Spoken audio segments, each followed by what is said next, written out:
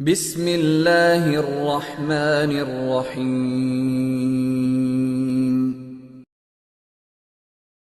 حضرت عائشہ صدیقہ رضی اللہ تعالیٰ عنہ فرماتی ہیں کہ حضور اکرم صلی اللہ علیہ وسلم نے عثمان ابن مظعون رضی اللہ تعالیٰ عنہ کی پیشانی کو ان کی وفات کے بعد بوسہ دیا۔ اس وقت حضور اکرم صلی اللہ علیہ وسلم کے آنسو ٹپک رہے تھے۔ حضرت عثمان ابن مظعون رضی اللہ تعالیٰ عنہ یہ مہاجر صحابہ کرام میں سے تھے۔ جب مدینہ منورہ آئے مہاجرین تو سب سے پہلے مہاجرین میں جن کا انتقال ہوا وہ حضرت عثمان ابن مظعون رضی اللہ تعالیٰ عنہ، اور نبی کریم سرور عالم صلی اللہ علیہ وسلم کو ان سے خاص تعلق تھا، یہاں تک کہ بعض روایتوں میں یہ آتا ہے کہ آپ ان کو اپنا بھائی کہا کرتے تھے۔ تو جب ان کی وفات ہوئی تو آپ نے ان کی پیشانی کو بوسہ دیا۔ کیا مقام ہے اس اللہ کے بندے کا کہ نبی کریم سرور عالم صلی اللہ علیہ وسلم نے ان کی پیشانی کو بوسہ دیا، اور اس وقت آپ کے آنسو بھی ٹپک رہے تھے۔ اس کے باوجود ایک اور بڑی سبق آموز بات ان کے وفات کے سلسلے میں یہ بھی ہے کہ حضرت عثمان ابن مظعون رضی اللہ تعالیٰ عنہ چونکہ مہاجر تھے، اور نبی کریم صلی اللہ علیہ وسلم نے سارے مہاجرین کو انصار کے گھروں میں تقسیم کر دیا تھا، ان کے درمیان بھائی چارہ پیدا کر دیا تھا، مواخات جس کو کہتے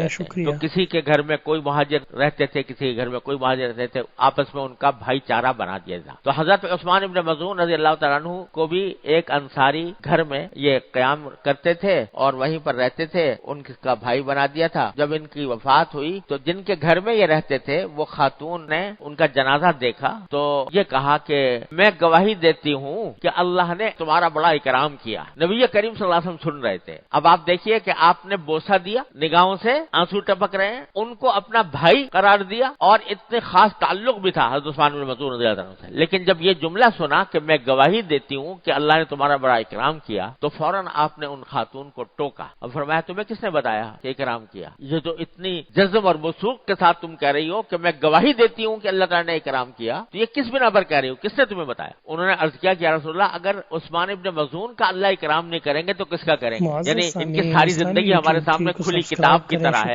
ہمارے ساتھ رہتے تھے، ان کی نیکی، ان کا تقوی، ان کے زہد، ان کی عبادتیں سب ہمارے سامنے ہیں، تو اگر ان کا اکرام نہیں کیا اللہ تعالیٰ نے تو کن کا کریں گے؟ تو اس پر نبی کریم صلی اللہ علیہ وسلم فرمایا کہ مجھے اللہ تعالیٰ کی رحمت سے پوری امید ہے کہ ان کے ساتھ اللہ تعالیٰ نے خیر کا معاملہ ہی کیا ہوگا اور خیر کا معاملہ کریں گے، لیکن یقین کے ساتھ یہ کہنا کسی کے بارے میں بھی کہ یہ جنتی ہے، یقین کے ساتھ کہنا کہ اللہ تبارک و تعالیٰ نے اس کو قبول کیا ہوا ہے، یقین کے ساتھ کوئی نہیں کہہ سکتا کسی کے بارے میں۔ یہاں تک کہ فرمایا کہ میں اللہ کے رسول ہوں، لیکن مجھے بھی یہ معلوم نہیں ہے کہ اللہ تبارک و تعالیٰ میرے ساتھ کیا معاملہ فرمائے۔ میں اللہ کے رسول ہونے کے باوجود یقین کے ساتھ نہیں کہہ سکتا میرے ساتھ کیا معاملہ فرمائے۔ یعنی اگرچہ آپ کو بتا دیا گیا تھا کہ آپ کی ساری مکمل مغفرت فرما دی گئی ہے اور جنت بھی دکھا دی گئی آپ کو، سب کچھ، لیکن کس طرح اس کی تفصیلات، اس کی جزیات، یہ مجھے بھی معلوم نہیں کہ اللہ تبارک و تعالیٰ کس حد تک اکرام کریں گے۔ لہذا کسی بھی شخص کے بارے میں جزم کے ساتھ، یقین کے ساتھ یہ کہنا ٹھیک نہیں۔ ہاں یہ کہہ سکتے ہو کہ مجھے امید ہے کہ اللہ تبارک و تعالیٰ نے ان کا اکرام کیا ہوگا، مجھے اللہ تبارک و تعالیٰ کی رحمت سے امید ہے کہ ان کے ساتھ اچھا معاملہ کیا ہوگا،